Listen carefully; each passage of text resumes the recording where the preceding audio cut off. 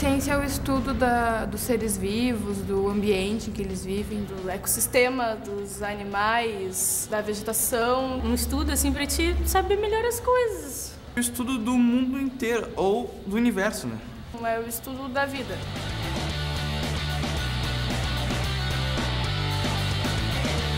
O que vocês vão fazer amanhã? Amanhã nós vamos no prédio da Bioquímica. Nós vamos fazer experimentos e vamos terminar a gravação. Você tem uma capacidade. Na década de 1900,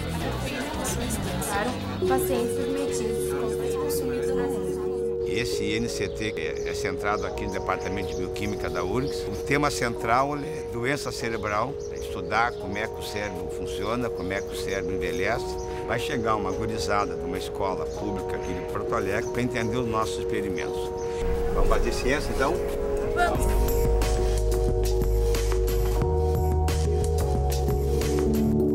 Eu utilizei, tá, uma droga e vi o efeito da cafeína sobre a morte causada por essa droga. A gente faz depois um tratamento para a gente ver se a célula morre e para a gente ver se a cafeína previne dessa morte. As etapas, os níveis que o cientista deve seguir para chegar a alguma conclusão.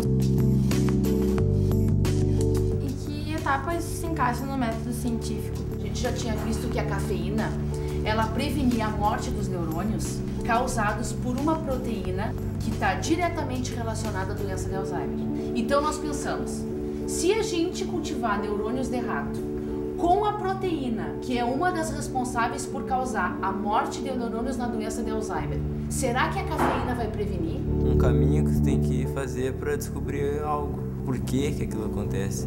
Fazer questões, formular hipóteses. E essas luzinhas aqui, o que são?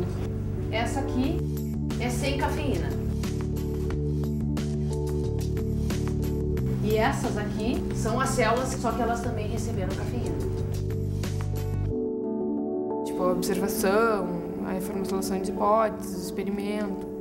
Tirar suas conclusões. Então a cafeína preveniu a morte dos neurônios causada por uma droga que causa essa morte.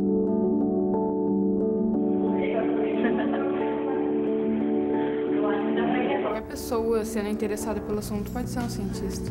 Uma pessoa inteligente, quer experimentar coisas novas. Meu nome é Diogo, né? Eu sou pesquisador aqui do Departamento de Bioquímica e a minha área de interesse é trabalhar com epilepsias. O que se sabe, por exemplo, de dados clínicos, né, de dados com seres humanos, que crianças que têm esse tipo de crise, essa crise convulsiva pode alterar o desenvolvimento normal do sistema nervoso. E essas crianças, por exemplo, apresentam alguns problemas de memória, aprendizado, devido à morte de neurônios que acontece durante a crise convulsiva. Jaleco branco, óculos, num laboratório cheio de substâncias. Sério misterioso.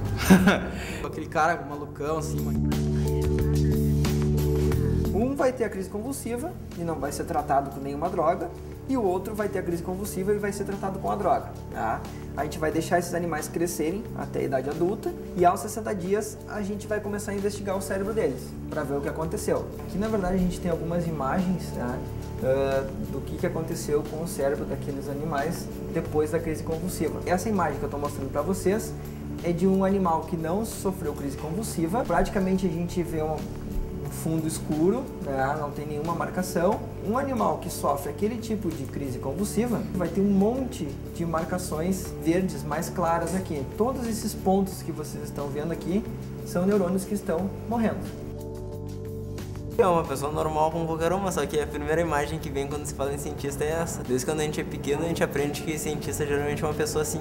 E o que a gente tem visto até agora? Que esses animais que sofreram crise convulsiva, eles apresentam uma alteração de memória e aprendizado. O que a gente busca, assim, a longo prazo com essa pesquisa é desenvolver, na verdade, drogas e metodologias, enfim, que possam evitar esses danos.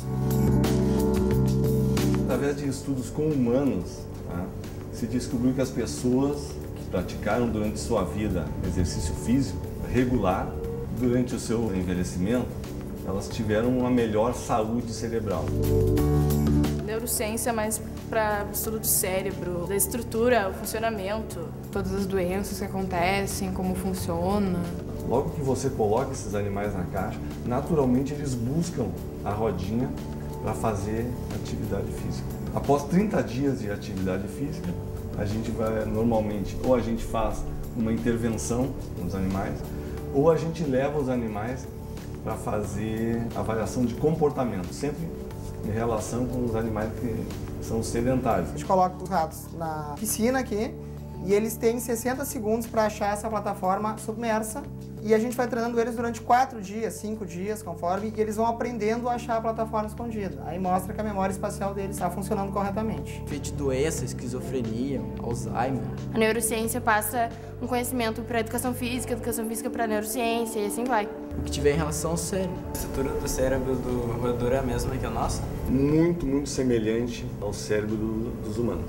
Pessoas que fazem atividade física têm um cérebro mais saudável, tem uma melhor função cognitiva. Durante o processo de envelhecimento, ele consegue ter menos perdas cognitivas. O exercício realmente ele traz benefícios importantes para a função cerebral.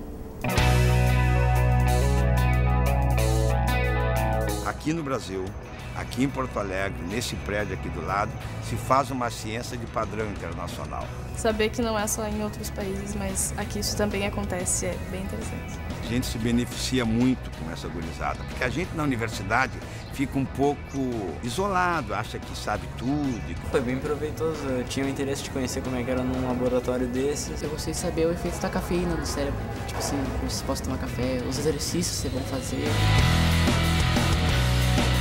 E é importante a gente entender que essa gurizada, às vezes, tem capacidade de propor ideias, de propor experimentos, de forma absolutamente fantástica. Aquela coisa de ter contato, sabe? Eu poder estar acompanhando se dá errado, se não dá errado, se dá certo, sabe? E saber que nem sempre tá certo é o melhor caminho, entendeu? Às vezes os erros te levam mais longe. E eu nem saberia te dizer se a gente não aprende mais com eles do que eles conosco. A gente veio pra cá com uma ideia muito básica do que era ciência. Interessante pra gente saber um pouco além do que a gente vê na escola. Existem várias evidências que a gurizada hoje em dia não tem saco para a ciência. Eu acho que vindo pra cá é uma coisa muito mais compensadora do que simplesmente uma sala de aula. Acha que a ciência é uma coisa sacral, é uma coisa que não tem criatividade, não tem intuição, não tem ilusão, não tem entusiasmo. Laboratório, pessoas procurando coisas. E a gente pode ter uma noção de que coisas, como... Fazer ciência é uma coisa lúdica, é uma coisa agradável, é uma coisa importante. De qualquer forma, a gente sai daqui olhando de um jeito diferente. Tu veio olhando tipo, ciência. Aqui tu sai e acha super interessante.